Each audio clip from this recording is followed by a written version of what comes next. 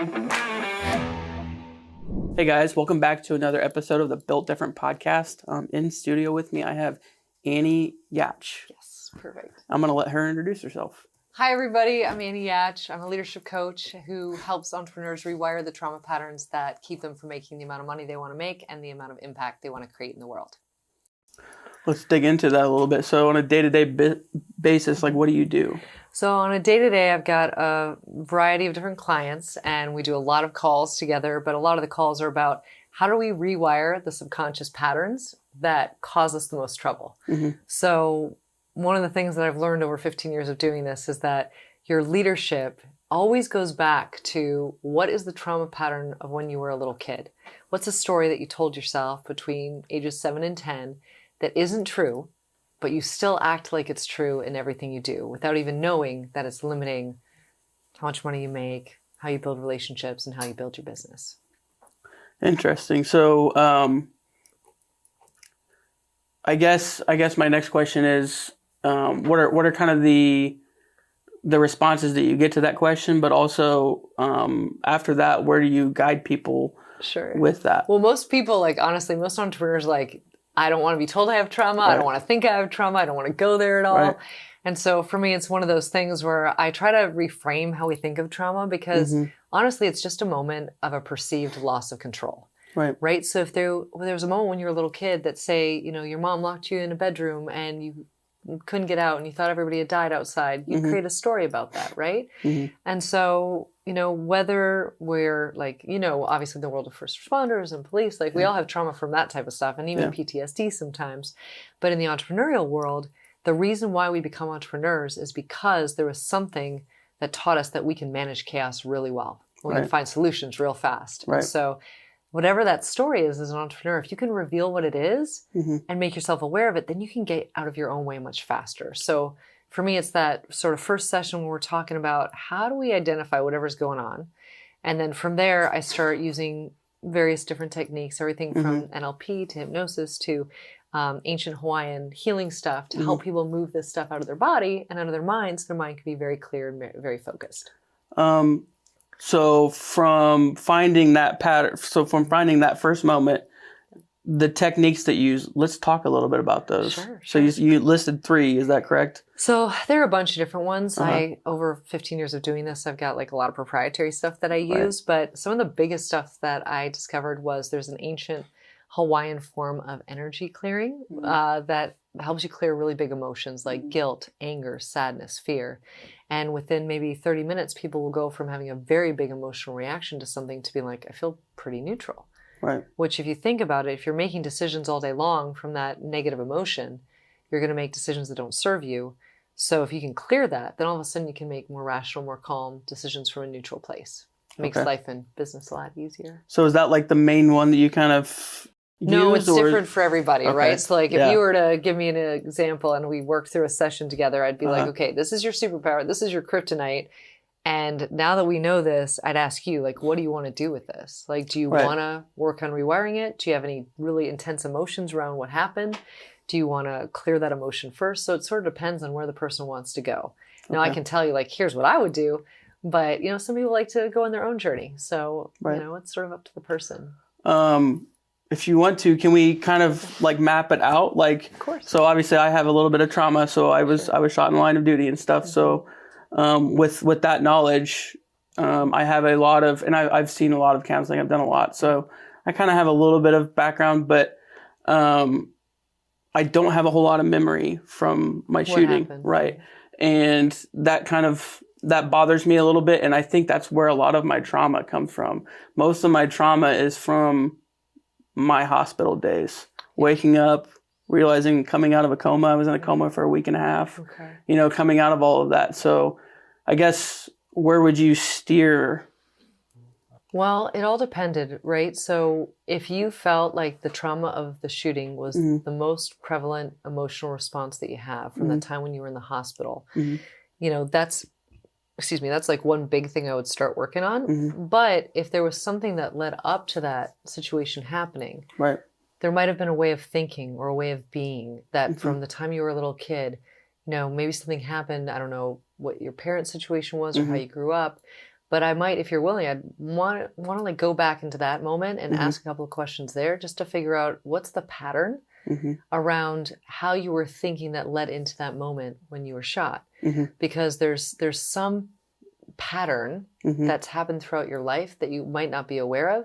And then for what I found for a lot of first responders, police who have been through different traumatic situations, it almost always is not necessarily the situation itself, because you feel very prepared for that situation. If it were to happen, you've thought through it so many times. Right.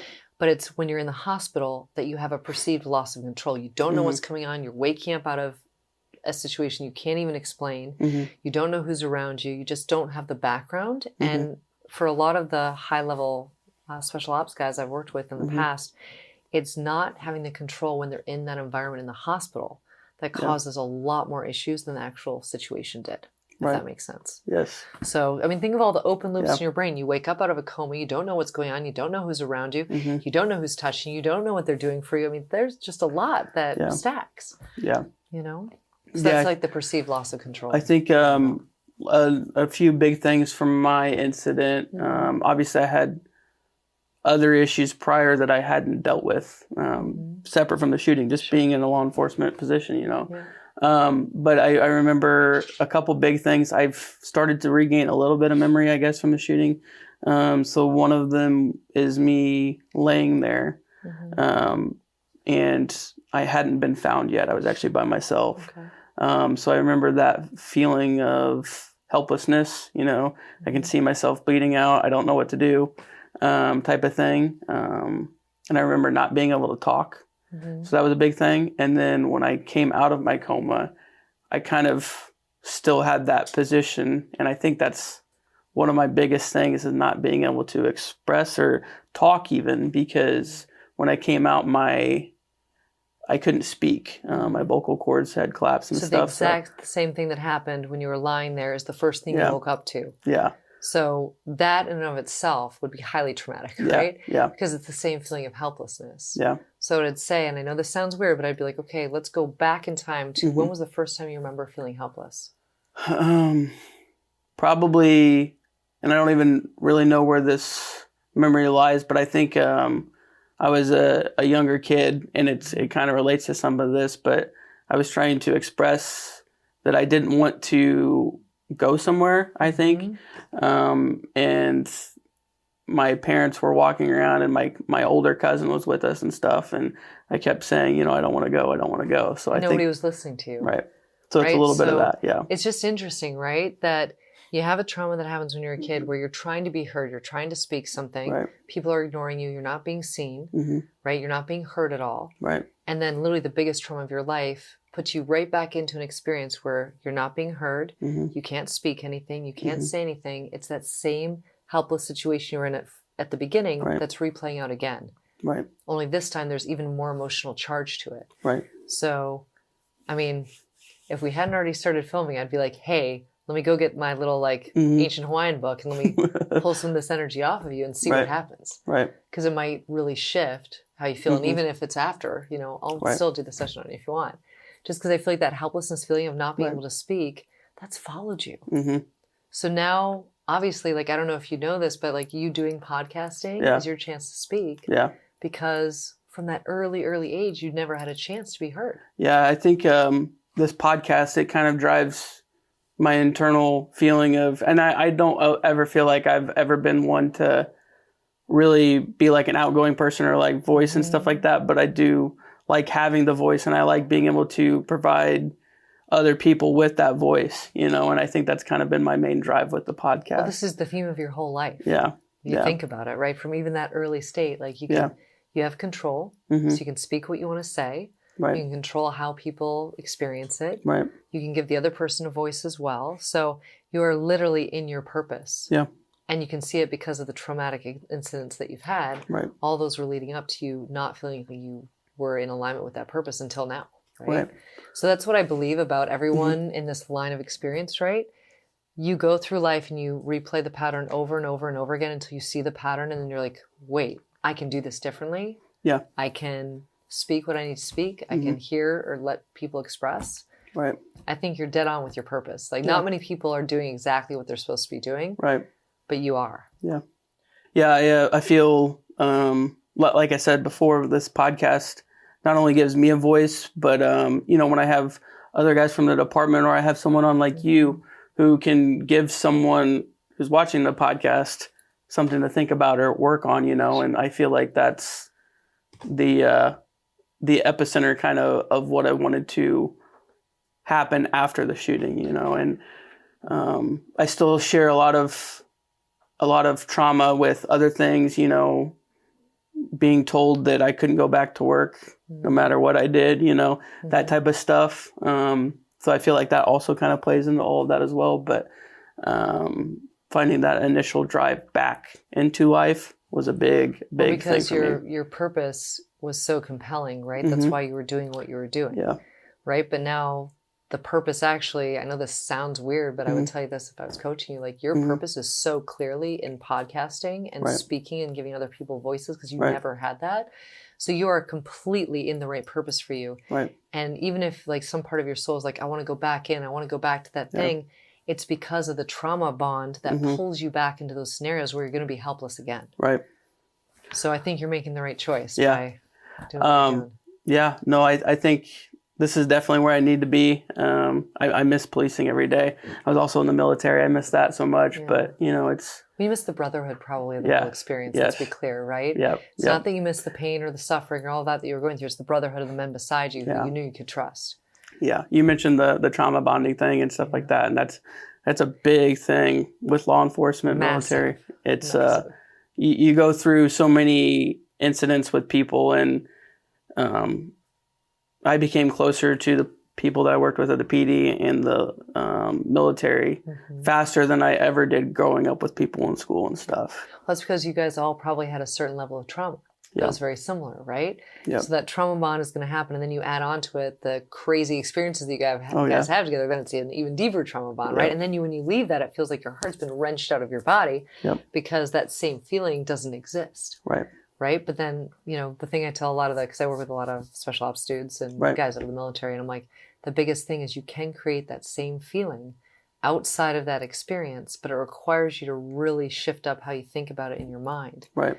Because, if every deeply connected moment is in almost like a traumatic state, it means you're going to look for that now, and your body's going to be prone to wanting that because that's where you've built the deepest connections. Right. So it's going to always feel like you have this massive tug back into what you used to do. Right. Just because of that.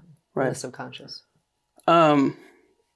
So kind of shifting gears a little bit, I know there's certain things that bother me in life, it's not really the loud noises or anything, but one of them is losing control or not being able to speak and stuff like that.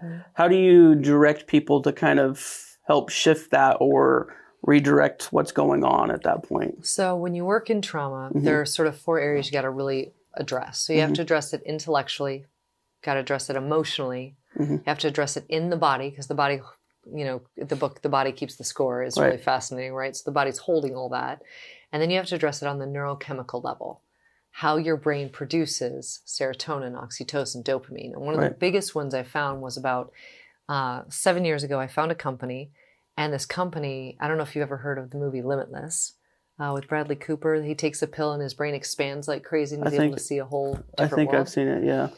So they basically have a technology that goes into your system, into your body, and allows your nervous system to completely calm. Now, my ex-husband, he was a Navy SEAL for 10 years. He had a lot of PTSD, a lot of pain in his body. And I remember we had tried to make our relationship work for a long time. We were married for 15 years. And the thing that was so interesting to me was he was in a constant state of fight or flight, constant, or an adrenalized response. Right. So he wasn't sleeping more than 45 minutes a night. He was shaking sometimes, right? He would get stuck in loops in his mind. And when I found this company, I took him out there and I'm like, listen, this is our last ditch effort. Like, we're going to calm your nervous system or die trying. Right. And he put this stuff in his mouth, and within 5 minutes, he was out of the fight or flight. He was completely calm. And he's like, I've never felt this calm before in my whole life. I'm like, well, do you like it? And he's like, I've sort of been an asshole to you. He's like, this feels a lot better. And I'm like, all right, well, now we got some traction here. So what I have found is you can do the intellectual work, you can do the emotional work, you can work on getting the stuff out of your body with somatic body work. But if you don't immediately address that neurochemistry piece, you're going to keep going down the same old neural pathways that you've been on for the last 30 years of your life. Yeah. So the first thing I tell almost everyone who comes to me who's former military, law enforcement, or first responders, I'm like, I want you to get on this calming stuff, calm your body first, and then we'll do the work. Right. Because you can't really change neural pathways as easily if you don't have that calm in the system. I definitely can see that. You know, I feel, and I've found ways to, you know, work around or cope and stuff like that. But definitely I felt right out of my shooting, I think within the first year, I just felt I could feel my face get really red. You know, I could feel the heat, and I just knew I was either going to have to remove myself from the situation or something bad was going to happen type of thing, you know, and that's, I feel like that's with a lot of guys. And that was there before my shooting too. That wasn't after. And that's what I tell a lot of guys on the department now. If you're not seeing someone, you need to be. Yeah. It's just, it's the nature of the game anymore. You know, if you don't have someone that you can go to and talk to and work things out and let them help you, then it's just, you know, I should have been seeing someone before my shooting, and I definitely regret that because I had a lot more to work through after my shooting, I guess. True. So.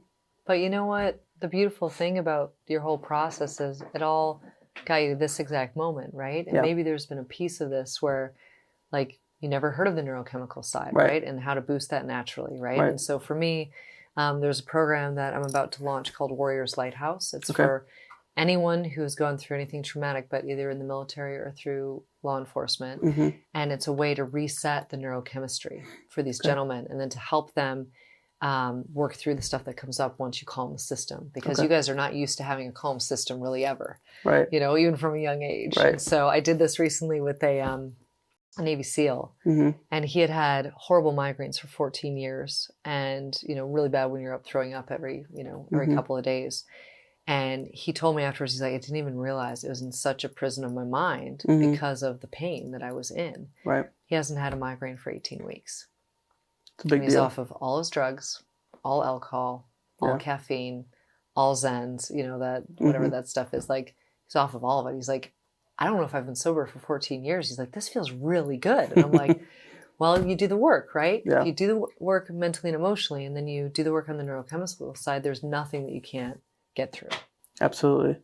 Yeah, no, I can definitely see that in my life, my path, and it's definitely a big deal. And I know so many guys right now that are just putting one foot in front of the other and not able to. Tell me about it, my friend. Like, I've seen it so many. I mean, men are on the brink of taking their own lives. Yeah. Because they're in a prison in their mind, and it's all because of the fight or flight adrenalized response that becomes normal. And then it reaches a point where you're so burned out of handling it.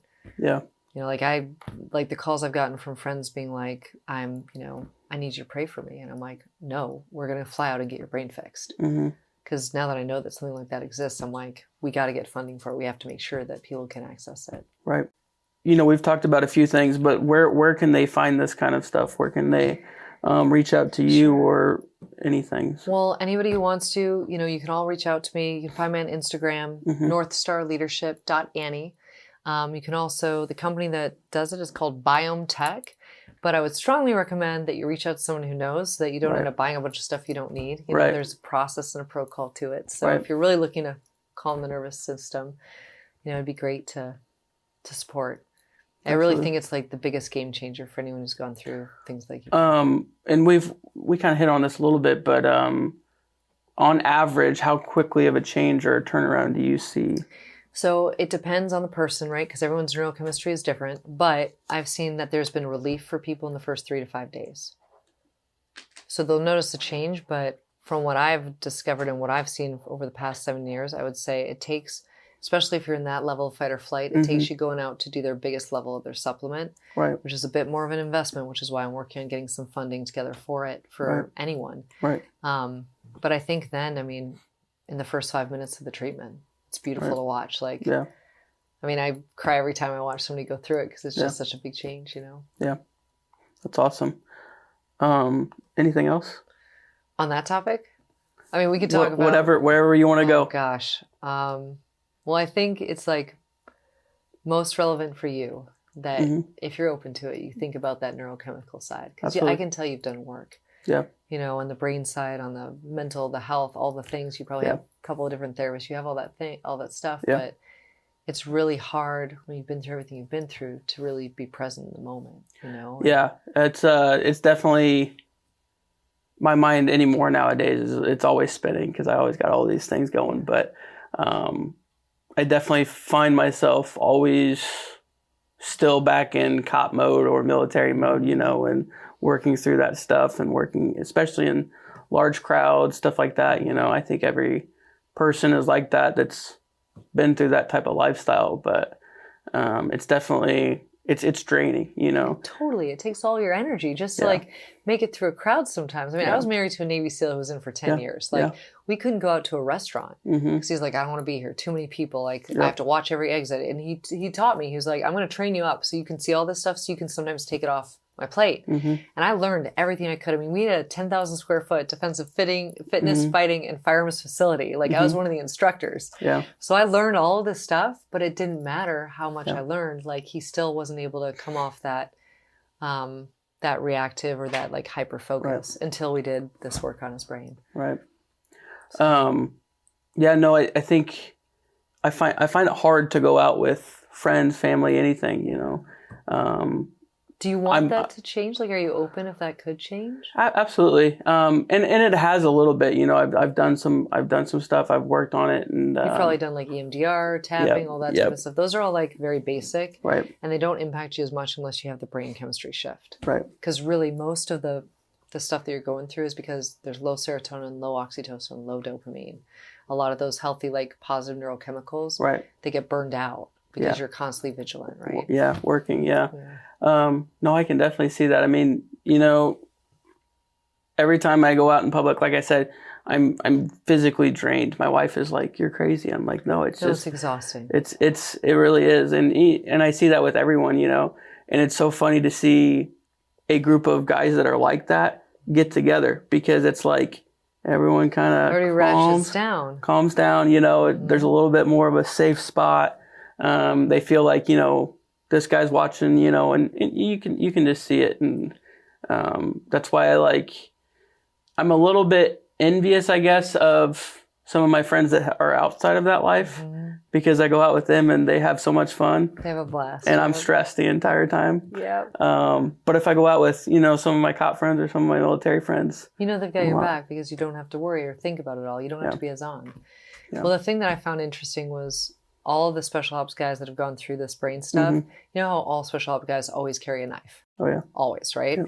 And so it was funny because all these guys, the second their brain calmed, they're like, I don't need my knife anymore. I can leave this at home. Yeah. And it was such a different way of watching them heal. Right. Just, I don't know. I feel like you guys do so much for all of us that it's sort of time that we give back and we figure out a way to help everybody who needs this like resetting. Right. Because if you could go out and have so much fun with all your friends and not worry about it, but still know you're safe. Yeah. I feel like that would be a game changer. You'd have so much more energy. You'd feel like, wow, like this is easy for me to manage. Yeah. 100%. No, I appreciate that. I know a lot of guys do, especially guys that have to walk down the path or will eventually have to.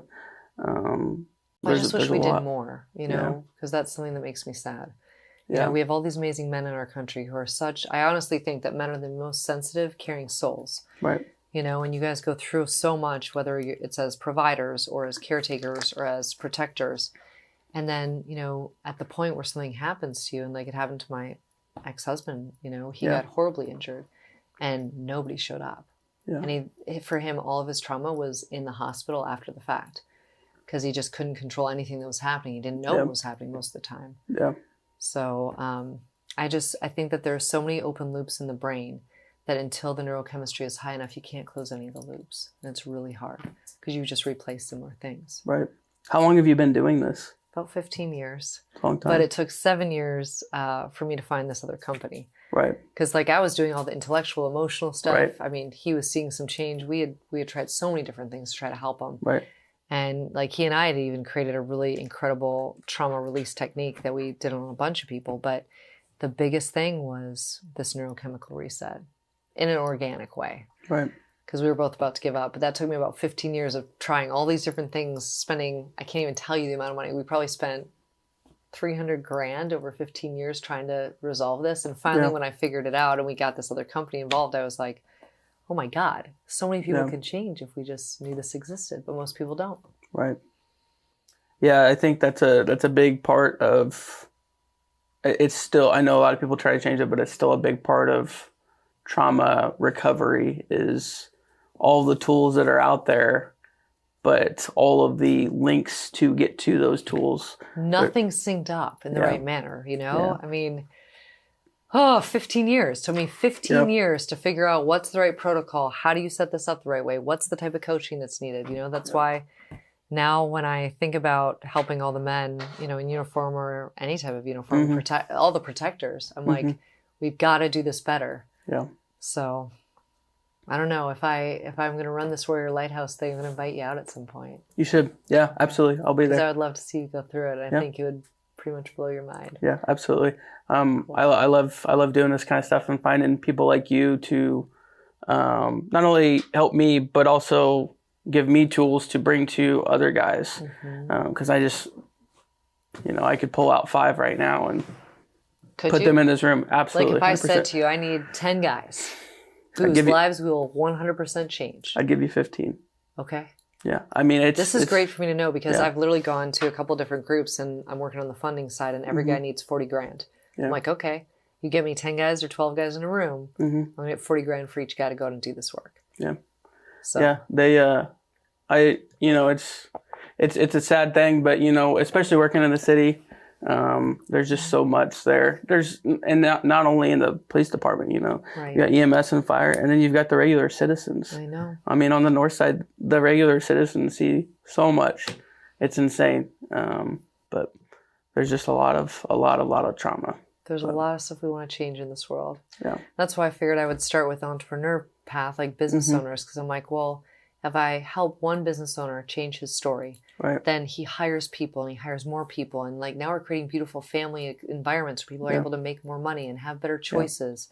So I'm like, well, if I start there, maybe I can make a big difference. And you never know the ripple effect of one life change. Absolutely. You know? So I'm really thankful that there are people like you in this world who are willing to, you know, do things that other people aren't. I appreciate that. I'm thankful for people like you. So we definitely need the back end help as law enforcement, military, anyone like that. I mean, it's one thing to put on the uniform every day and do all of that, but then at the end of the day, you go home and you sometimes don't have anything, and that's a big deal when someone like you steps in and provides that gap. So we appreciate it. Thank you for saying that. Absolutely. I can't wait. I think this is going to be the year for some cool shifts for people. So good. That's awesome. So we kind of went over it, but I want to reiterate real quick. If they want to find you, get a hold of you. Yep. NorthstarLeadership.Annie, ANNIE, and that's on Instagram. The easiest way is just to DM me and ask for some support or some guidance. Happy to help. And I do a lot of this without, I'm not charging people to introduce them to this company or to help them with it. Because from my perspective, I'm like, this is my give back for them saving my husband's life and really helping us have healthy kids. Because, you know, there was a time when my kids wouldn't even sit on my husband's lap. Because he was so checked out and he was not where I needed to be. So if I can help like keep the nuclear family together, help people have better relationships, and if it's through the neurochemical side, I'm a huge fan. That's awesome. Thanks for coming on. Thanks for having me. And thanks for all that you do. Absolutely. Thank you. You're welcome.